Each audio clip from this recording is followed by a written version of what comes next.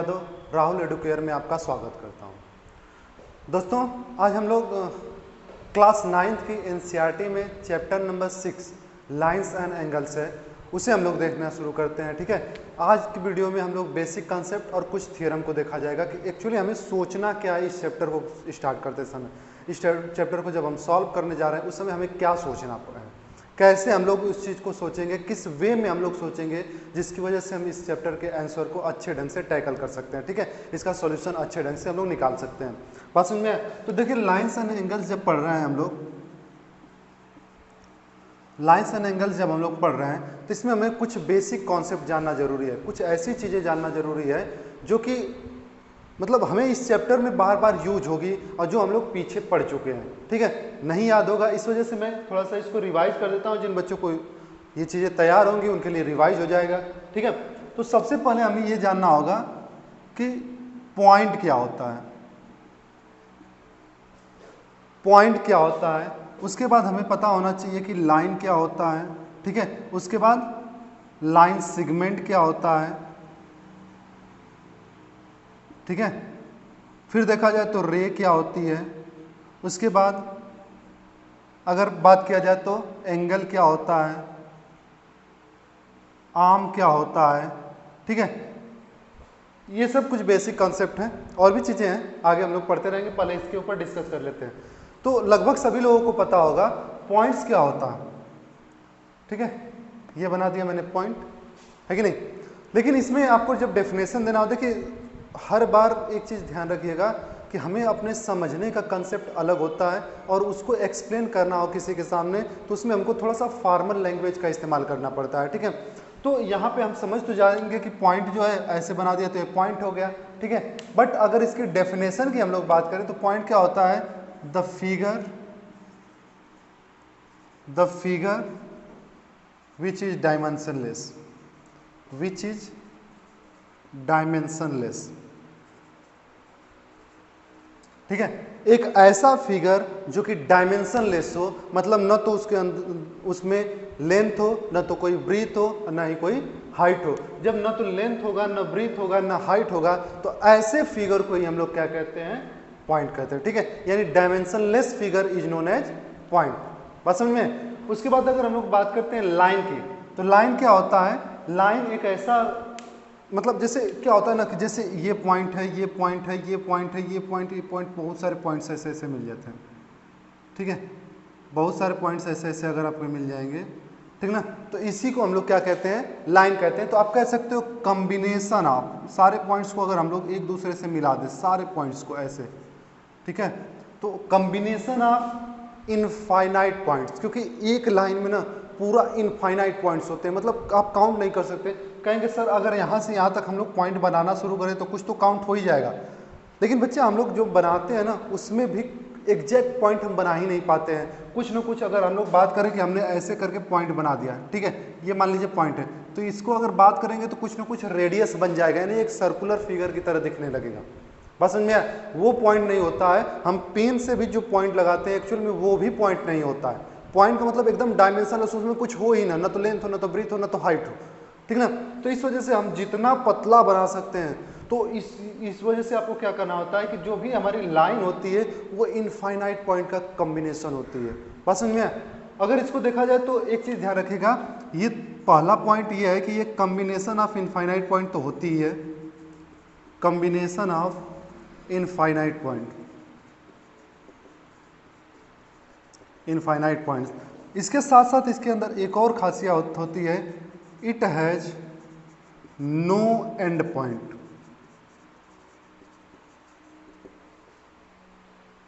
बस में इसका कोई एंड पॉइंट नहीं होता, यानी कि जिधर भी लाइन होगी उसके दोनों डायरेक्शन में आप कहीं पे भी बढ़ा सकते हैं।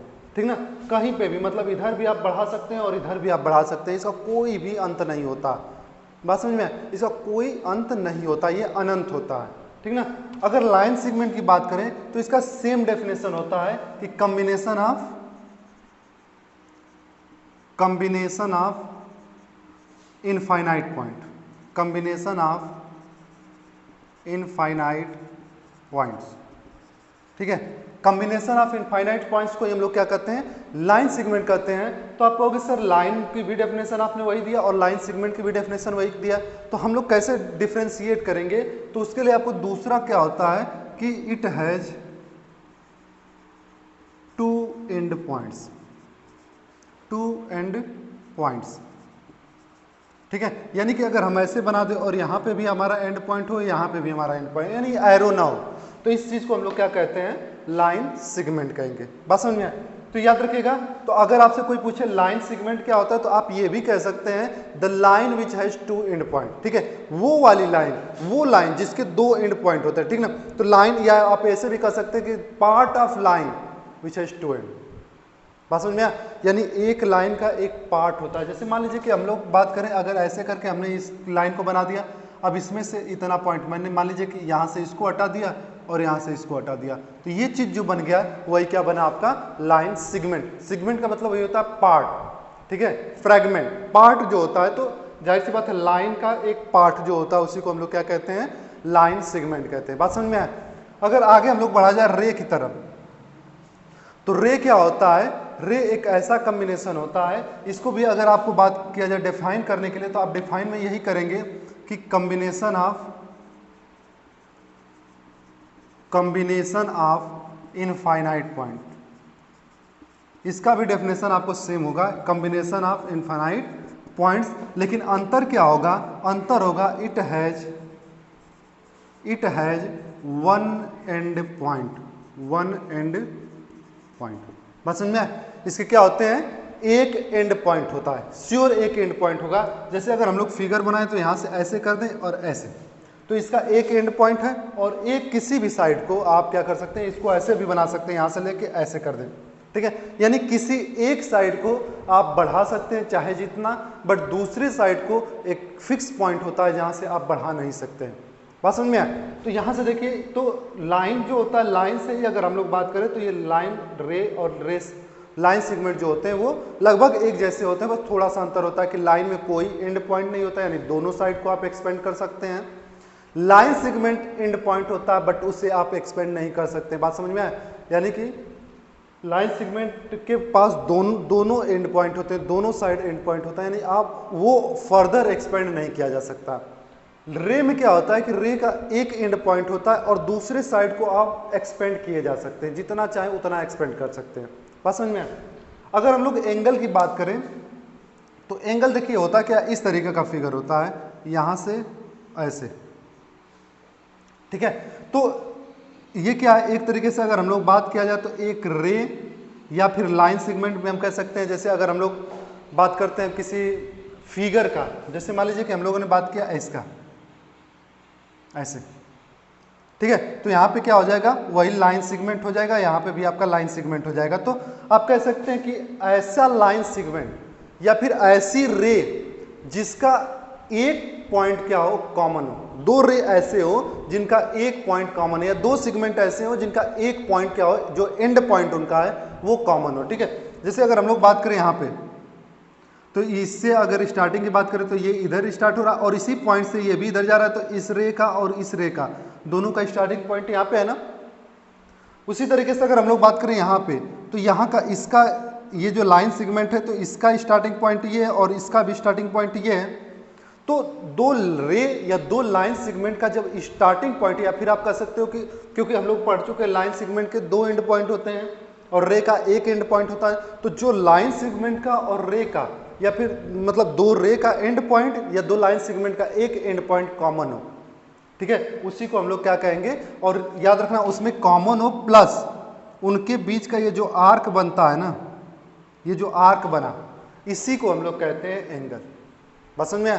तो इसको आप क्या कह सकते हैं, the arc formed by two ray और two line segment having common end point. बात समझ में आया? इसको आप क्या कह सकते हैं, द आर्क फॉर्म्ड बिटवीन कह दीजिए, ज्यादा अच्छा हो जाएगा, बिटवीन टू रेज और segment having common end point, common end point. बात समझ में आए? तो आप इसी चीज को ध्यान रखिएगा कि जब जैसे मान लीजिए कि आप कॉमन अगर नहीं कहेंगे तो मान लीजिए ये हमारा यहाँ इसका एंड पॉइंट है, ये इसका एंड पॉइंट है, मान लीजिए कि ये हमारा लाइन सेगमेंट है और ये भी हमारा लाइन सेगमेंट है, ठीक है। अगर हम लोग सिर्फ इतना बोल दें कि ये क्या होता है कि ऐसा आर्क फॉर्म किया जाता है जो कि क्या हो, मतलब दो लाइन सेगमेंट हो या फिर रे हो, उनके आर्क जो उनके बीच में फॉर्म होगा उसी को कहेंगे। तो आप ऐसे मान लीजिए कि इसको एंड पॉइंट ना जोड़ते हैं या फिर इसको ऐसे जोड़ते हैं, मतलब बीच में इनके गैप कर देते हैं, ठीक ना, तब भी थोड़ा बहुत तो आर्क ऐसे करके अगर देखा जाए तो ये फॉर्म होगा ही होगा, बस समझ रहे हैं। लेकिन यहाँ पे इसका एंड पॉइंट और इसका एंड पॉइंट जब कॉमन हो जाएगा ना, जब ये दोनों कॉमन हो जाएंगे तो इनके बीच में ये जो आर्क बन रही है, इसी आर्क को हम लोग क्या कहते हैं, एंगल कहते हैं। बात समझ में है? उसके बाद अगर हम लोग बात करें आर्म की, तो जैसे ये एंगल जब बना हुआ है तो ये जो एंगल के लिए ये रे जो है और ये रे जो है, इसी को हम लोग कहते हैं आर्म, ठीक है। यहाँ पे अगर बात करें तो ये लाइन सेगमेंट और ये लाइन सेगमेंट, इसको क्या कहते हैं हम लोग, आर्म कहते हैं। बात समझ में आया? तो जो जिन लाइन सेगमेंट से के कॉमन पॉइंट्स के बीच के आर्क से एंगल बनता है, उन्हीं लाइन सेगमेंट या उसी रे को हम लोग क्या कहते हैं, आर्म कहते हैं, एंगल का आर्म। कभी कभी किसी बुक में आपको आर्म न लिख के एंगल, आर्म ऑफ एंगल कह दिया जाता है, बात दोनों का सेम होगा। बात समझ में आया? तो इसको आप चाहे तो स्क्रीनशॉट ले सकते हैं ताकि बाद में नोट्स बनाने में आपको आसानी होगी, क्योंकि जब चीज़ें आगे बढ़ेंगी तो हम लोग क्या किया जाएगा, उसको और अच्छे से देखा जाएगा। जब एक्सरसाइज हम लोग सॉल्व करेंगे तो वहाँ पे इन सब चीज़ों का इस्तेमाल होगा, इनकी ज़रूरत पड़ेगी, ठीक है। तो इसको आप अच्छे से तैयार कर लीजिए, ओके, स्क्रीनशॉट ले लीजिए, फिर हम लोग आगे बढ़ते हैं।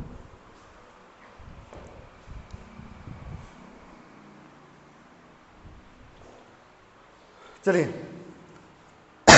सॉरी,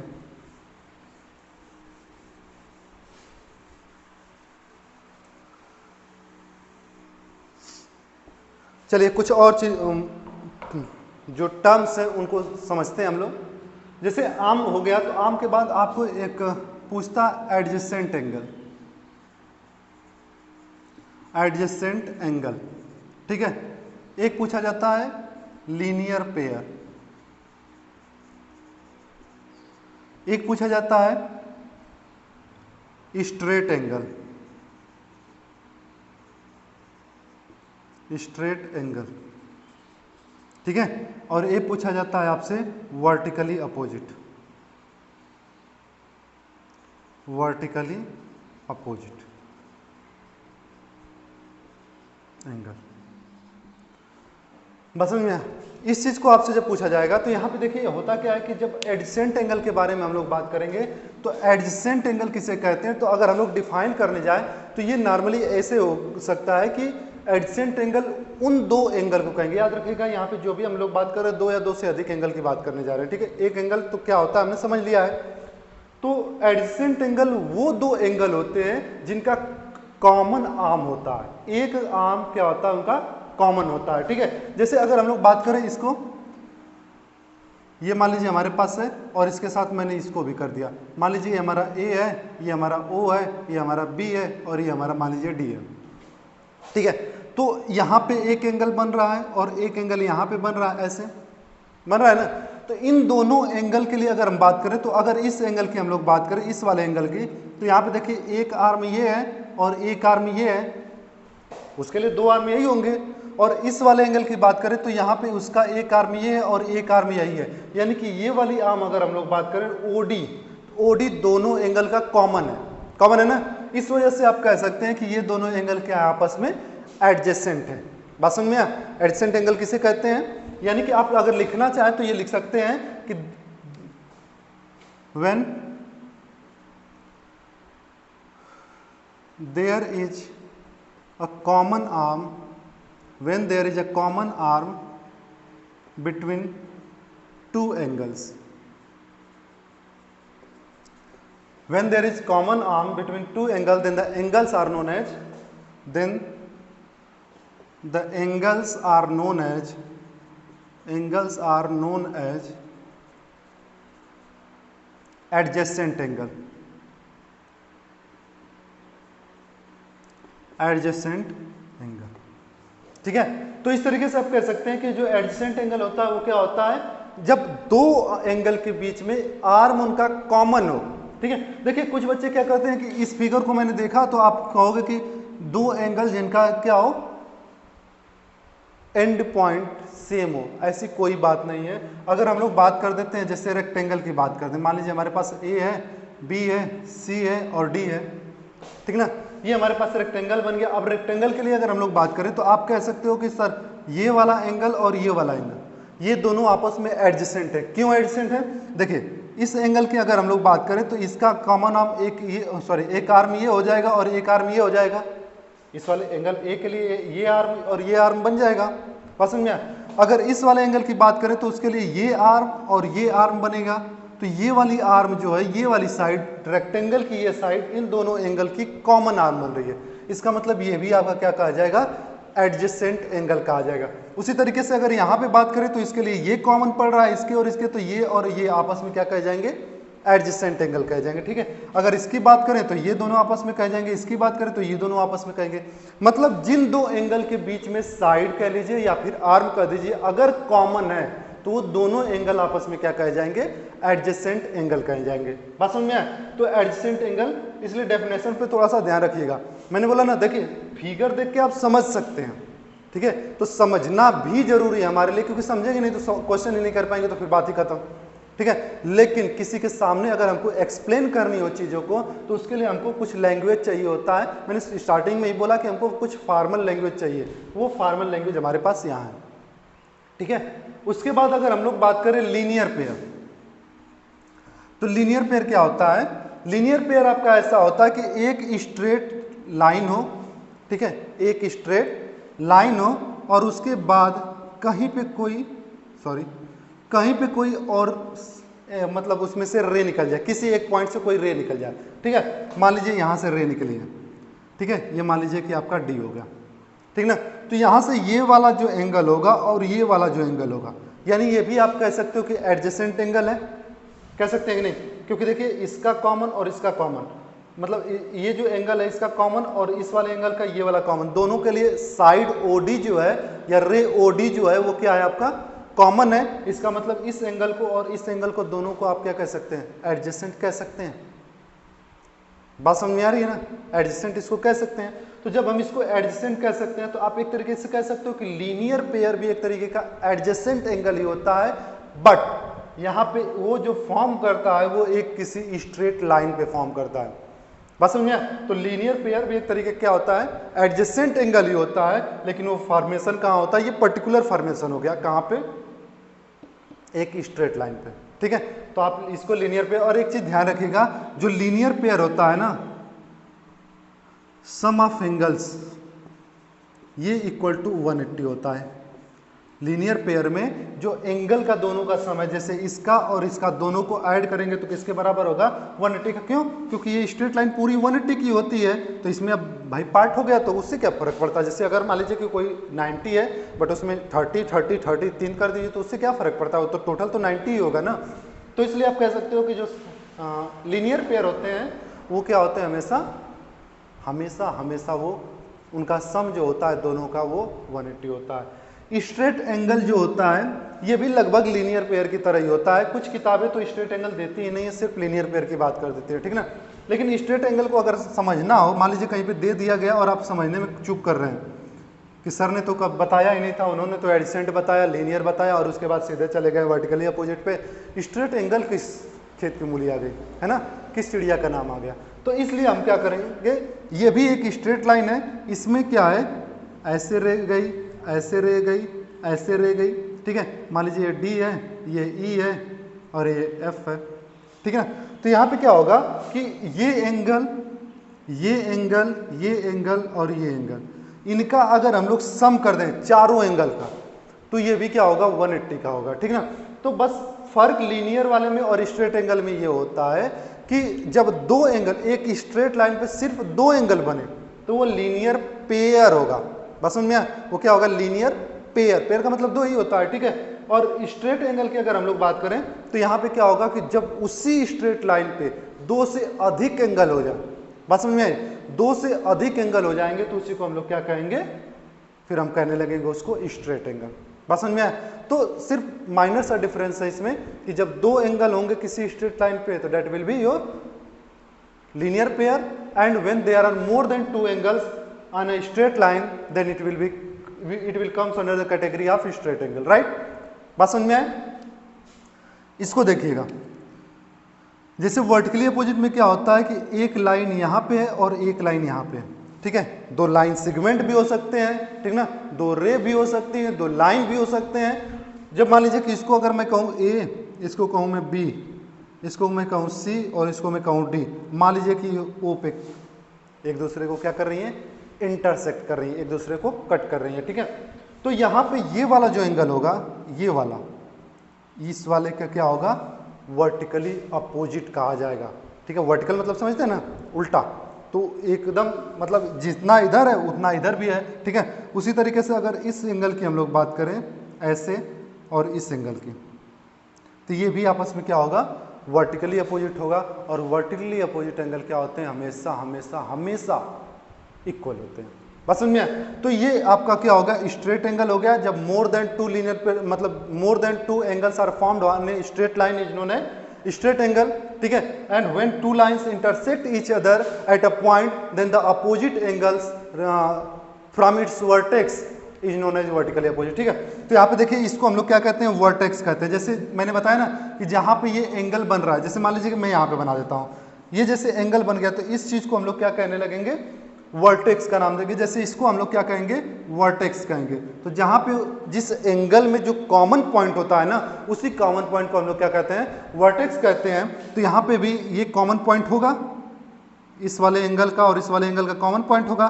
तो इसी वर्टेक्स के जो अपोजिट में होगा, उसी को हम लोग क्या कहते हैं, वर्टिकली अपोजिट कहते हैं। बात समझ, नाम से अगर सेंस लगाने की कोशिश करेंगे तो आपको आसानी से समझ में आएगा, वर्टेक्स वर्टिकली अपोजिट अपोजिट, ठीक है। तो वर्टेक्स के अपोजिट वाले एंगल को क्या कहते हैं हम लोग, वर्टिकली अपोजिट एंगल कहते हैं। बात समझ में आए? तो इस चीज को भी थोड़ा सा स्क्रीनशॉट ले लीजिए और अच्छे से नोट्स जरूर बनाइएगा, बिना नोट्स बनाए आपका काम नहीं चलने वाला है, ठीक ना। तो देख लीजिए, फिर उसके बाद हम लोग एक थ्योरम करने की कोशिश करते हैं, ठीक ना। बढ़ते हैं, एंगल कैसे लिखते हैं। कहीं पे कोई एंगल अगर हमको लिखना पड़े तो उसको हम लोग कैसे लिखेंगे। जैसे मान लीजिए कि आपको ऐसे दे दिया गया, ए, मान लीजिए ये ओ और ये बी, ठीक है। मान लीजिए आपको ऐसे दे दिया गया, ठीक है। मान लीजिए ए है, ये बी है, ये मान लीजिए एम है और ये एन है और यहाँ पे मान लीजिए ओ है, ठीक है। मान लीजिए कि आपको ऐसे दे दिया गया, ऐसे, ठीक है। ये ए, ये बी, इसको मान लीजिए एक्स और ये मान लीजिए वाई, यहाँ पे मान लीजिए कि ओ है, ठीक है। तो इसको हम लोग लिखेंगे कैसे,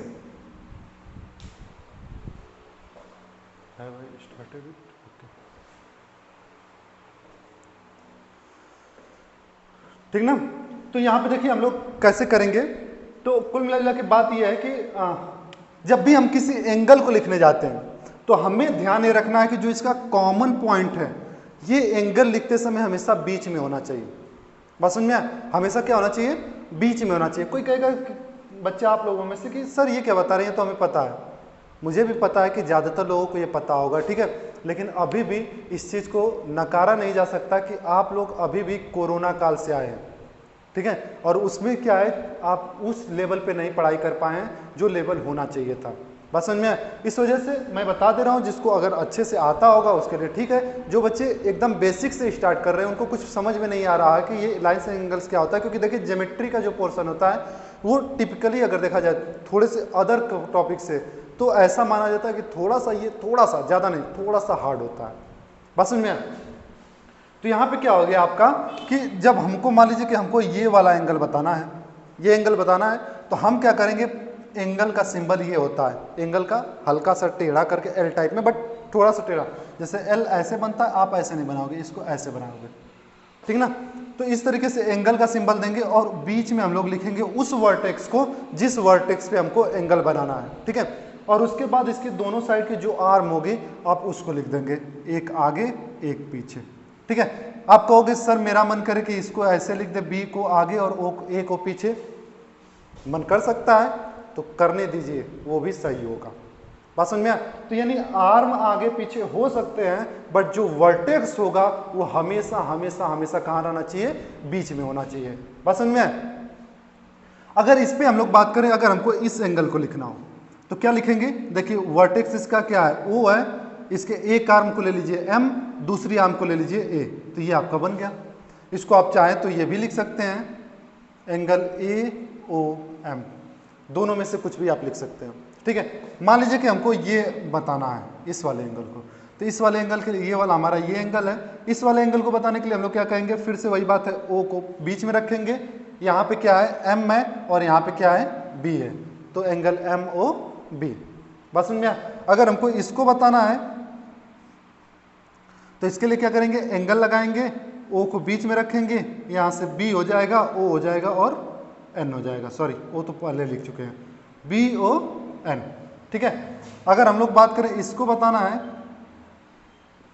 तो इसको बताने के लिए क्या करेंगे, एंगल O बीच में, इधर A और इधर N। बस समझ में? तो इस तरीके से हम कोई भी एंगल डिफाइन करते हैं। जैसे मान लीजिए कि आपको यहाँ पे इस वाले एंगल को बताना, तो आप क्या करेंगे, एंगल, या तो ऐसे भी अगर बीच में आपको नहीं समझ में आए तो एक साइड पकड़ लीजिए इसका, एक A बीच में O और ये X, ऐसे ही चलेंगे। अगर यहाँ से आप चलना चाहें तो इधर ही आएंगे ना, ऐसा तो नहीं कि यहाँ से चले जाएंगे क्योंकि यहाँ पे तो कुछ है ही नहीं रास्ता, तो आप यहाँ से ऐसे फिर जाएंगे, तो इसको लिख सकते हैं। इस वाले की बात करें तो क्या हो जाएगा, एंगल XOY। बस समझ में? अगर इसको लिखना चाहेंगे तो एंगल BOY, ये लिख सकते हैं, ठीक ना। तो इस तरीके से हम लोग क्या करते हैं, कहीं पे भी एंगल अगर लिखना हो तो ये एंगल आपको डिनोट करते हैं, ठीक ना। बस समझ में? चलिए एक आपको थ्योरम प्रूव किया जाए जो कि आपका 6.1 थ्योरम है, ठीक ना। उसमें कहता है, देखिए एक चीज और समझिएगा लोग, ये थ्योरम देने का मतलब क्या है, बस एक अपने लैंग्वेज में समझिएगा, वो तो रूल जो होता है वो होता ही है। आप लोग इतने बड़े हो चुके हैं कि कोई आपको कुछ कहता हो तो उसके पीछे छानबीन करने की आपके अंदर क्षमता आ चुकी है, ठीक है। छानबीन करने की क्षमता का सीधा मतलब कि सर आपने जो बताया कि वर्टिकली अपोजिट एंगल इक्वल होता है, हम कैसे माने, ठीक है। एक तो आपके पास रास्ता है कि आप कंस्ट्रक्शन कर लीजिए और खुद से नाप लीजिए, ठीक है, लेकिन बार बार आपके पास तो हथियार होगा नहीं कि आपके पास कंपास हो, प्रोटेक्टर हो, ठीक है, कि आप नापना शुरू कर दें, ठीक ना। तो इसलिए हम लोग क्या करेंगे, इसको प्रूव करेंगे। तो थ्योरम जो आपका कहता है, जो थ्योरम आपका 6.1 है, ठीक है, वो आपको कहता है कि ये आपको कहता है कि हमारा जो वर्टिकली अपोजिट एंगल होता है ना वो इक्वल होता है, आप प्रूव करके दिखाओ। तो देखिए वर्टिकली अपोजिट एंगल प्रूव करने का सीधा सीधा मतलब है, मान लीजिए कि आपको ये दे दिया गया वर्टिकली अपोजिट एंगल कुछ ऐसे ही बनेगा ना, मान लीजिए ये A हो गया, ये B हो गया, ये मान लीजिए M हो गया और ये N हो गया, यही हमारा बना ना। तो हमको क्या प्रूव करना होगा, ये वाला ये इसके इक्वल और ये वाला जो है वो इसके इक्वल, ठीक है। सिंगल लाइन का मतलब थोड़ा सा अच्छा पड़ेगा हमको समझने में कि ये वाला इसके इक्वल, और ये डबल लाइन का मतलब डबल वाले के डबल लाइन वाला डबल लाइन के वाले के इक्वल, ठीक है।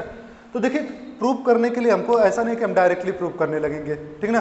पहले हमें क्या लिखना पड़ेगा, गिवन, यानी हमको दिया क्या है, ठीक है। जैसे होता है ना कोर्ट में जब मामला जाता है, तो कोर्ट में जाता है तो क्या होता है, पहले ये बात है कि किसके ऊपर, उसके बारे में जहाँ पूरा नाम पता उसका बताया जाता है कि इनके ऊपर मुकदमा हमारा दायर है, ठीक है।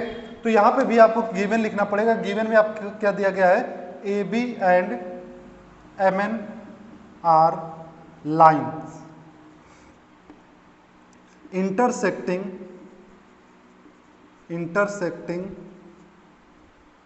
each other at O, ठीक है। ये बात आपको दी गई है, ठीक है, क्योंकि देखो अब डायरेक्टली आपको लिखना ही पड़ेगा, इस चीज को ध्यान रखिएगा। आपका जो भी ज्योमेट्री के क्वेश्चंस होते हैं उसमें आपको गिवन लिखना ही पड़ता है कि क्या दिया गया, ठीक ना। इस पे भी आपको मार्क्स होते हैं, जैसे अभी 9th से आप प्रैक्टिस में आएंगे तो 10th में भी आपको वही चीज़ करनी होगी, तो आपको अच्छे खासे मार्क्स मिल जाएंगे। तो आपको गिवन क्या दिया कि AB हमारी एक लाइन है, MN हमारा एक लाइन है, और ये दोनों इंटरसेक्ट कर रहे हैं एक दूसरे को, कहाँ पे, O पे। ये इतनी बातें हमको दी गई है।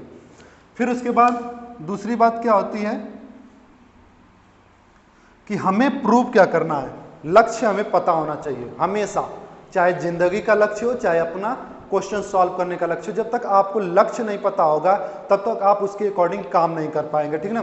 तो यहाँ पे क्या है, टू प्रूव में हमें प्रूव क्या करना है, हमको वर्टिकली अपोजिट यानी कि ये वाला एंगल इसके करना है। तो इस वाले एंगल को अगर हमें लिखना होगा तो कैसे लिखेंगे, AOM, ये लिखेंगे ना, क्योंकि इसका एक आर्म ये है और एक ये है, ठीक है।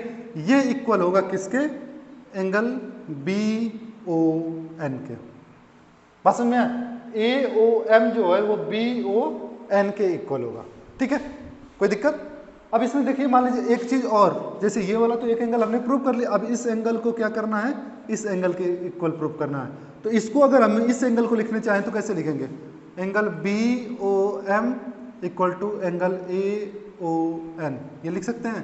देखिए BOM ये वाला एंगल और AON ये वाला एंगल हो गया, इनको हमको प्रूफ करना है। अब हम लोग देंगे प्रूफ।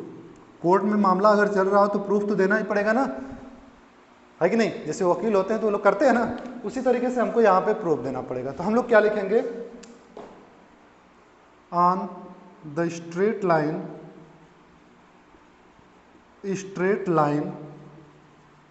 AOB, देखिए स्ट्रेट लाइन AOB, इस पूरे स्ट्रेट लाइन पे हम कह सकते हैं, इसको भूल जाइए, इतने को आप भूल जाइए, क्या मिलेगा, ये प्लस ये दोनों हमारा नहीं लग रहा है कि लीनियर पेयर की तरह है। जैसे अगर हमारे पास ये ऐसे दिया हो, ठीक है, और ये ऐसे है, कुछ ऐसे ही लग रहा है ना, इसको अभी छोड़ दीजिए, ये आपको लग रहा है कि नहीं, A है, B है, ये आपके पास M है और यहाँ पे O है, लग रहा है ना?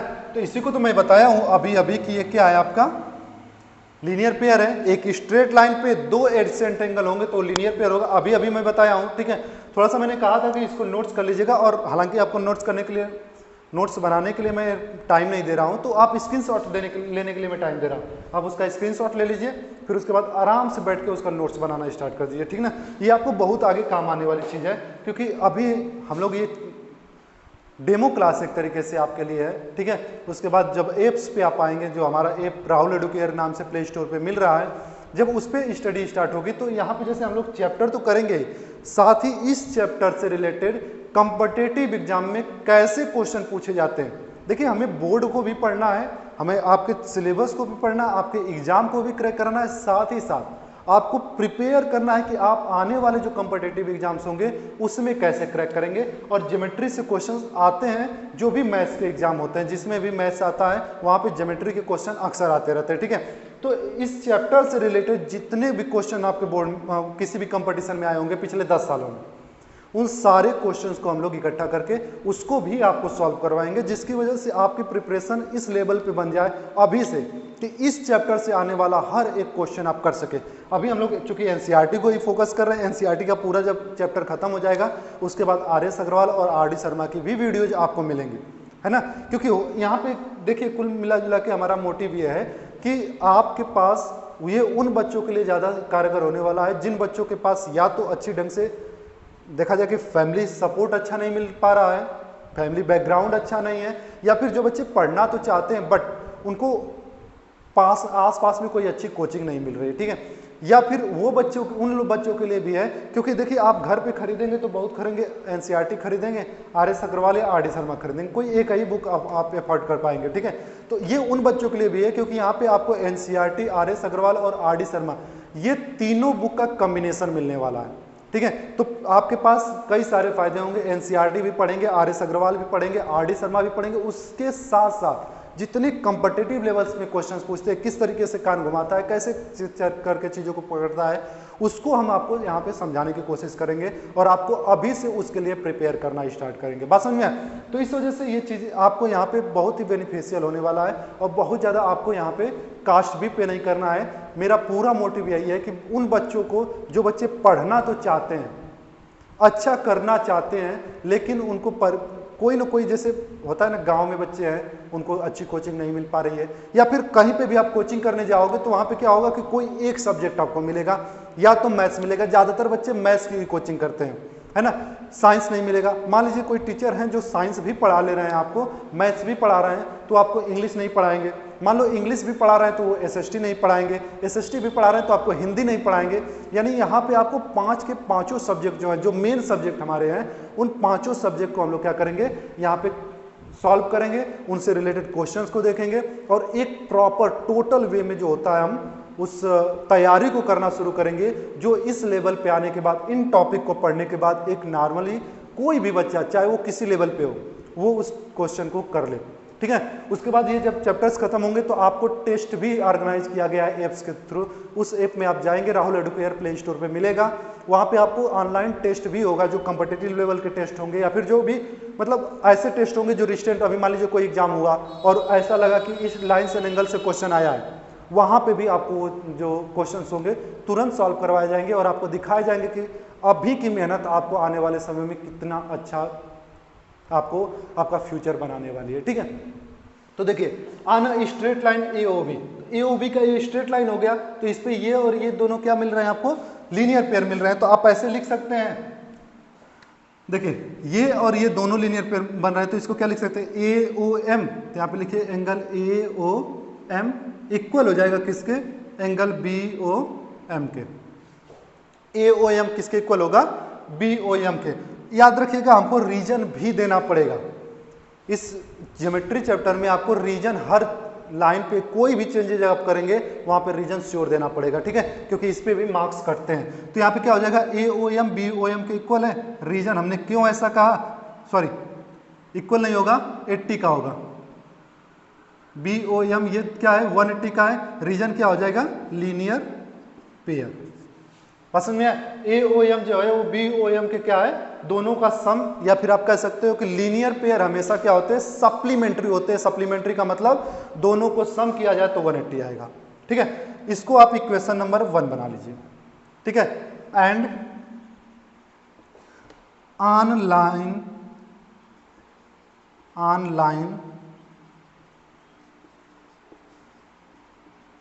एम ओ एन, इसमें देखिए एम ओ एन ये वाली लाइन है, तो इस पे आप कहेंगे कि ये वाला जो एंगल है और ये वाला एंगल ये भी लीनियर पेयर दिख रहे हैं ना। जैसे अगर हम ऐसे बना दें और इसके बाद इसको ऐसे बनाएं, तो यहाँ पे क्या होगा, ये मान लीजिए एम है, ये एन है, ये ओ है और ये बी है, तो ये और ये भी तो लीनियर पेयर दिख रहा है, ठीक ना। तो इसको आप क्या कर सकते हैं, angle B O M plus angle B O N, ये भी कितना होगा 180 का, due to same reason linear pair, due to same reason linear pair. ये हो जाएगा हमारा इक्वेशन नंबर 2, ठीक है। क्या हो जाएगा इक्वेशन नंबर 2। उसके बाद लिखेंगे from first and second.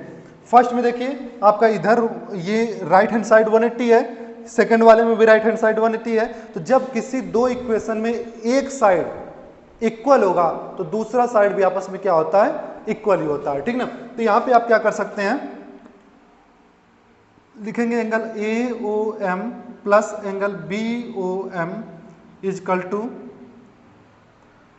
Angle B O M plus angle B O N, ठीक है, इतना लिख लेंगे।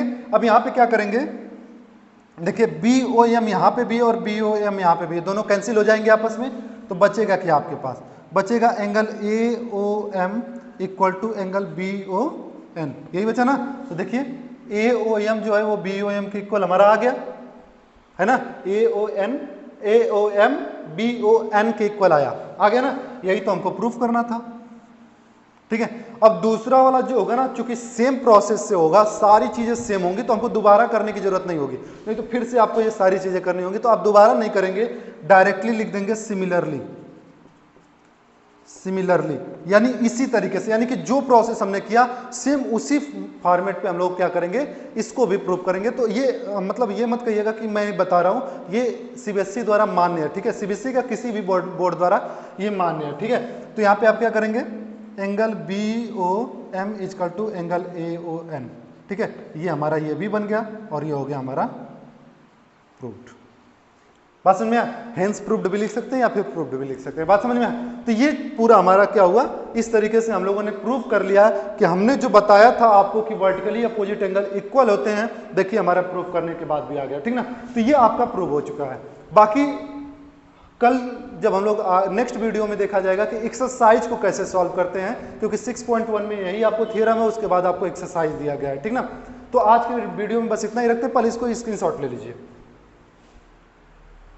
ठीक है। अब देखिए आज अभी इतना ही रखते हैं, फिर उसके बाद जब नेक्स्ट वीडियोज हमारी आएंगी तो उसमें हम लोग एक्सरसाइज को सॉल्व किया जाएगा, ठीक है, कुछ एग्जांपल्स को भी लिया जाएगा जो कि इंपॉर्टेंट एग्जांपल्स आपके लिए हैं। आपको कुल मिला के इस पर प्रैक्टिस जरूर कीजिएगा। जैसे मैंने जो टर्मिनोलॉजी आपको बताया, जैसे मैंने आपको बता दिया है कि क्या होता है लीनियर पेयर जो होता है 180 का होता है, स्ट्रेट एंगल 180 का होता है, वर्टिकली अपोजिट जो होते हैं वो इक्वल होते हैं। ये कम से कम 3 चीजें आपको अच्छे से आना चाहिए, किसको वर्टिकली अपोजिट कहेंगे, किसको लीनियर पेयर कहेंगे और किसको स्ट्रेट एंगल कहेंगे, ठीक है। बाकी क्वेश्चंस हम लोग करते रहेंगे। आज के लिए बस इतना ही रखते हैं, ठीक है। नेक्स्ट वीडियो में हम लोग आएंगे और अच्छे से एक्सरसाइज को करना शुरू करेंगे। तब तक के लिए थैंक यू वेरी मच।